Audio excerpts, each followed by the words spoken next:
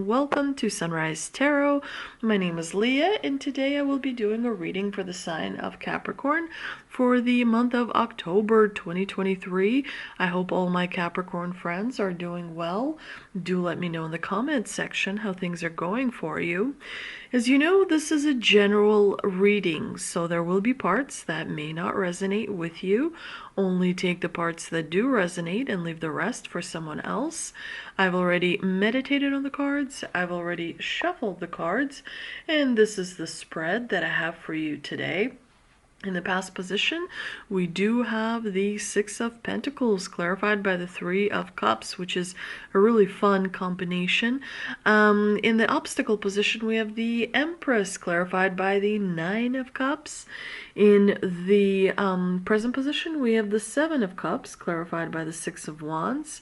And in the future outcome position, we do have the Nine of Pentacles clarified by the Five of Cups.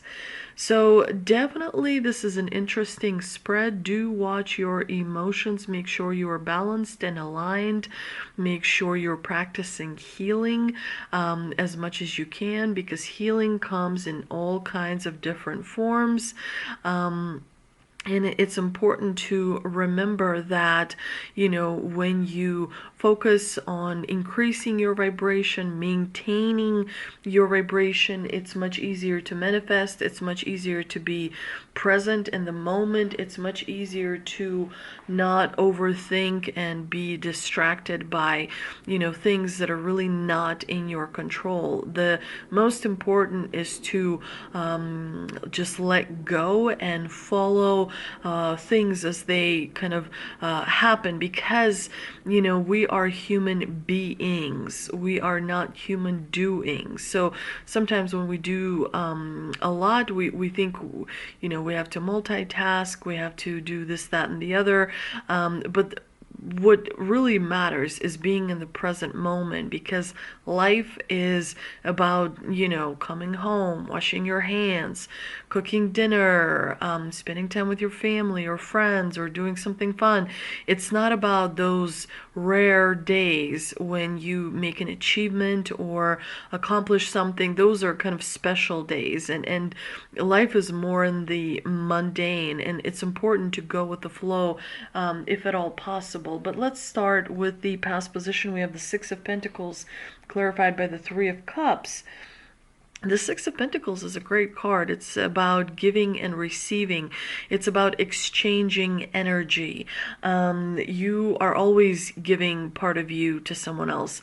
You're also receiving part of someone else through support, through help, through some kind of an assistance, or even through, you know, a generous financial exchange as well.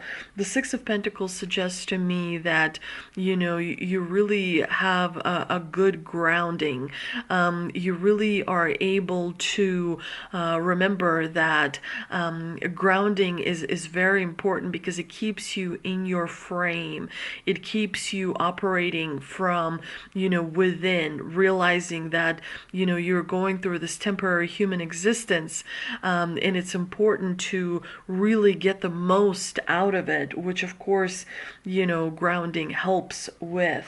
Now, the Three of Cups tells me that, you know, socially you are popular, you are well liked. People, you know, really admire you, they appreciate you, they have, you know, really warm, positive feelings towards you. And so you may be, you know, involved with quite a lot of people. You may have a large group of friends. You may be working with a lot of people professionally speaking. And overall, people really think that you are just an incredible gem of a person. In the obstacle position, you do have the Empress, which is interesting. This is a major arcana card, and it tells me that you may be, with the Empress in the obstacle position, you may be worrying too much about things.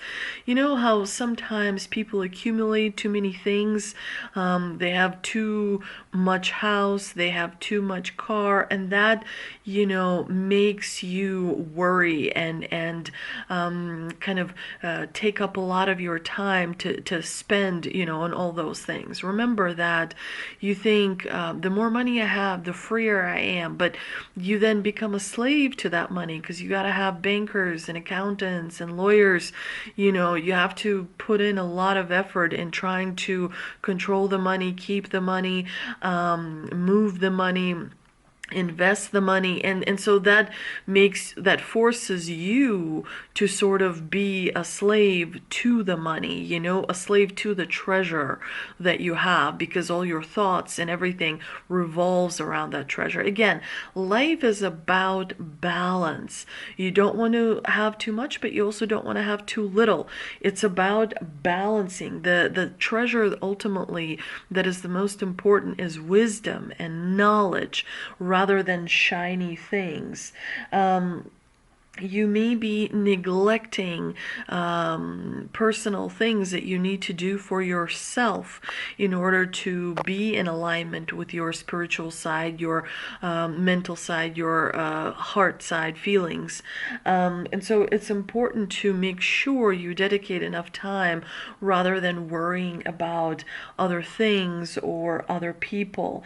With the Nine of Cups in the clarifying position, it suggests to me that you may be overindulging in things in your life. So make sure that you really moderate, yourself, and don't allocate too much time on something that, is just for pleasure. You do want to be very careful about that. The Nine of Cups also tells me that there may be some things in your life that you're taking for granted. Remember, gratitude is very, very important. It raises your vibration. Humility, being humble, and being grateful for the things that you have. And I know that it can be difficult to be grateful sometimes, especially if the neighbor next to you has a bigger house, a bigger car, a better job, more money coming in. It may seem that that the person next to you is doing so well, but you never really know what happens behind closed doors. So it's important to not buy into what seems, because people try really, really hard to seem to be put together. So when you do look at social media, remember that's not accurate. What you are seeing is not accurate. Not, most people are not beautiful the way that you see on social media. Most people are not as successful as they would like for you to believe. Remember, it's all about, showing one side but hiding another side. There's always light and darkness in everyone. So the first question that you should be asking when you're looking at someone is not what they're saying, not what they're showing, but what are they not saying? What are they not showing? Because, you'd be surprised by people who look super happy in love or super put together. When you see people in big corner offices, they're never smiling. They're always uptight. They're always, stressed out. They're always on a very, very busy schedule, running around like the chickens without a head. So it's important to remember that once you get into that office, it takes a lot to keep that office. And what are you willing to do? Ethically speaking, how much are you willing to sacrifice of your own morals to stay on top, because it will require you to make sacrifices that you may not always be prepared to make. So do remember that not everything that you see is truthful. It's there to kind of distract you, to make you believe that things are better than they actually are. In the present position, you do have the Seven of Cups clarified by the Six of Wands, which is an interesting combination because the Seven of Cups is all about choices. You are going to have to make some decisions in the month of October because you are going to have quite a lot of choices in front of you. And so make sure that you're not going into dreamland, that you're not being distracted, that you're not buying into the illusion. There's really just one right choice, and usually it's not super sparkly. It's usually a more moderate, more balanced, not a very, look at me, I'm Hollywood famous type choice. Usually it's more of a humble type choice that happens to be the right choice. Because you do have the Six of Wands in the clarifying position, which tells me that, you may be wanting to choose something that's going to give you a false sense of success. You may be willing to put your morals and ethics aside in order to get that triumph and that victory against your better judgment. So, make sure that you make the right choice in the month of October. In the future outcome position, you have the Nine of Pentacles, which is a great card. It's a card of financial stability and security and having resources at your disposal that are going to protect you from, the rainy days, as they say.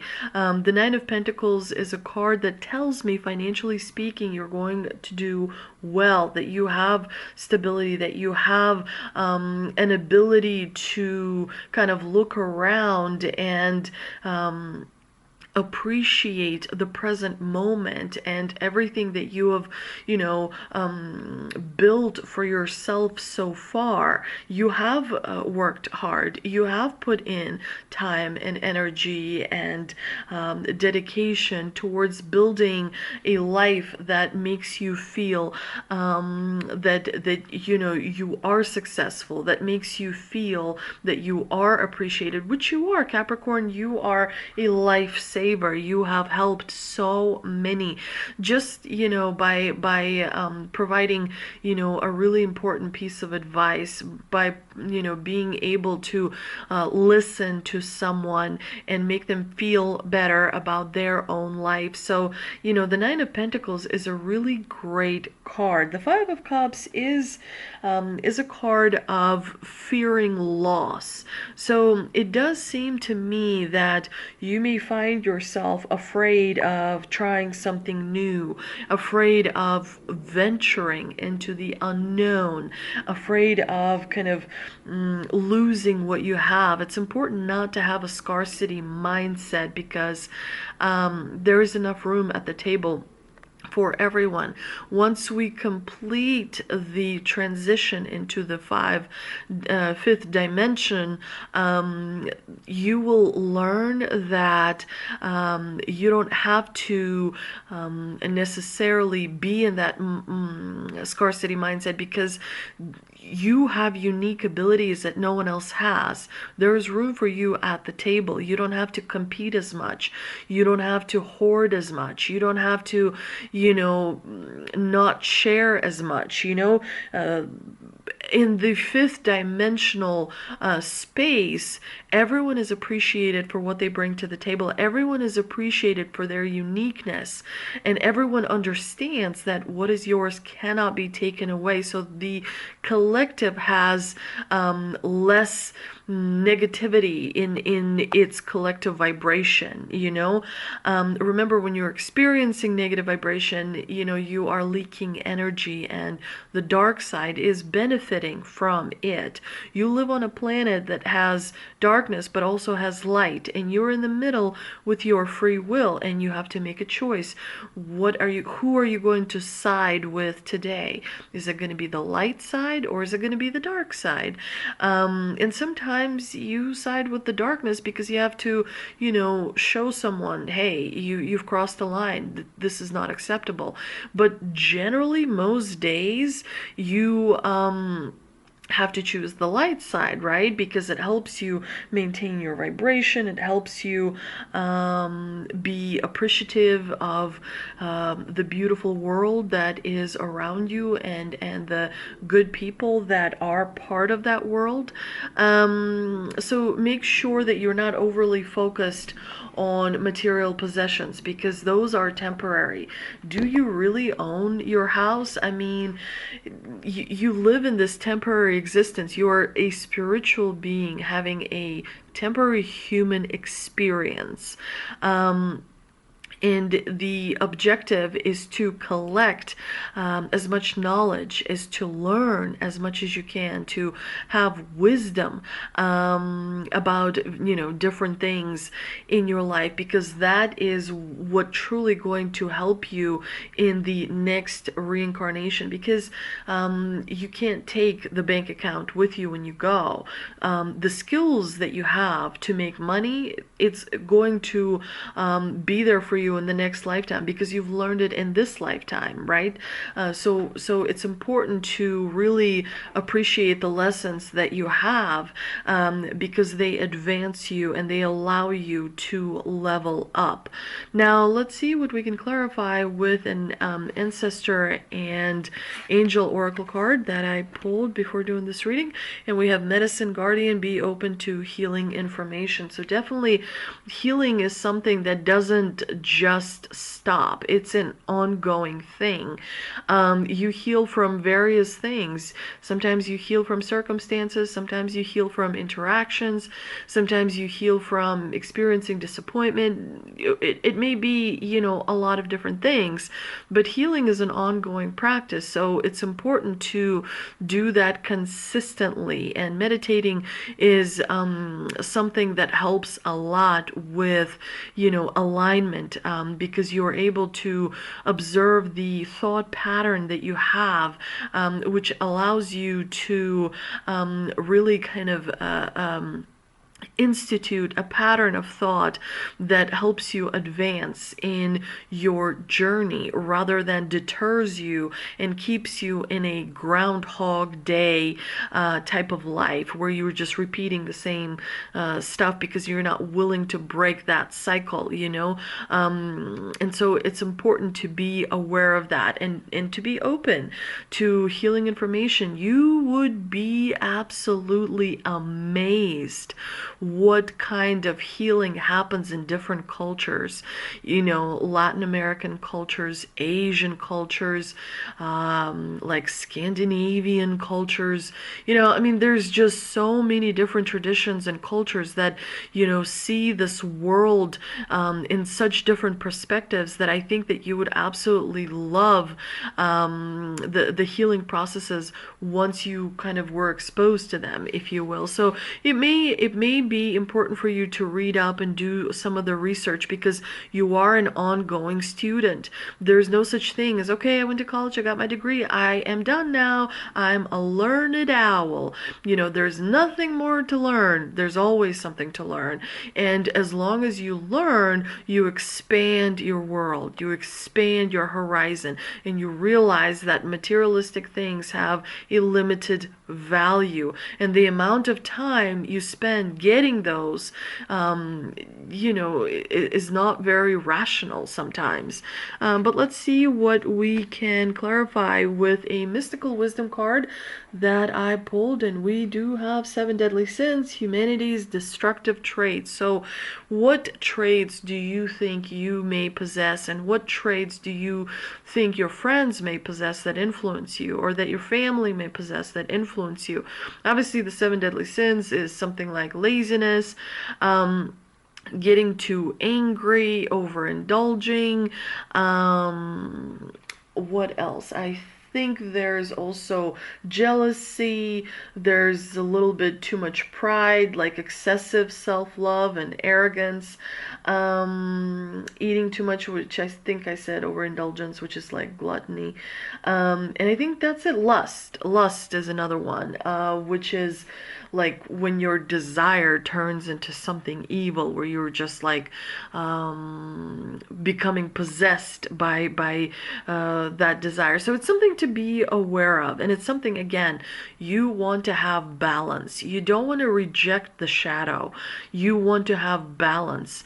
You don't want to feel down when you are allowing your shadow to come out. It's okay.